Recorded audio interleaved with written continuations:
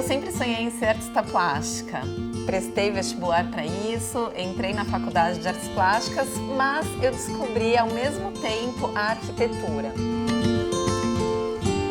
Então, esse desejo de passar uma sensação inusitada para uma pessoa foi o que eu entendi que tinha em comum entre as artes visuais e a arquitetura.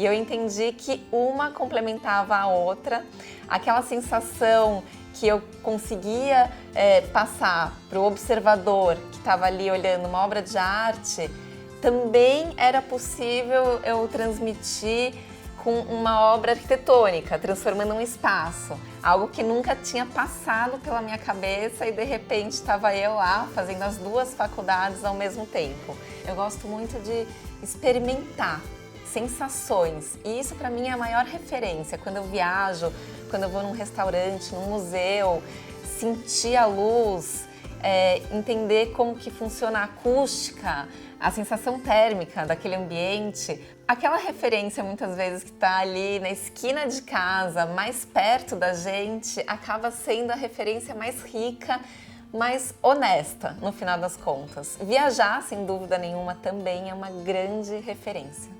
E falando de uma referência estrangeira, Renzo Piano, porque ele tem uma história muito bacana da relação dele com as obras. Então, ele, antes de sentar no escritório, frequentou muito campo de obra, né?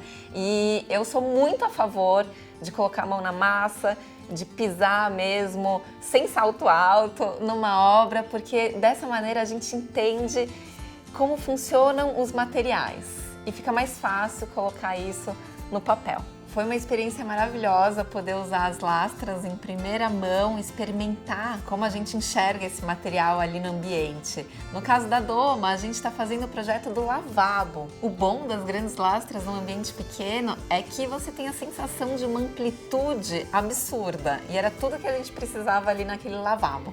A ideia do contraste foi o nosso ponto de partida. A gente deixou o pé direito todo sendo ocupado pelo travertino, enquanto o biscuit, naquela proporção menor, valorizava ainda mais aquela escala enorme das grandes lastras.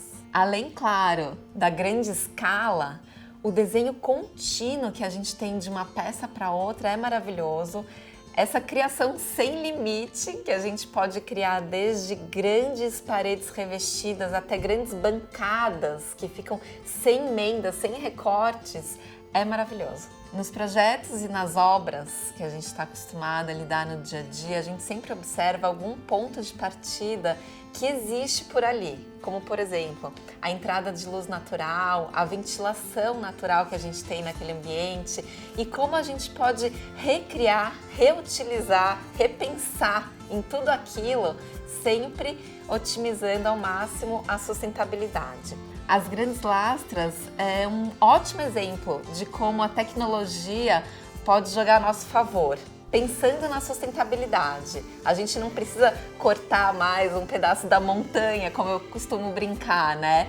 Basta uma marca como a Portobello criar uma tecnologia incrível, tudo produzido aqui no Brasil, para a gente conseguir usar e abusar da nossa criatividade.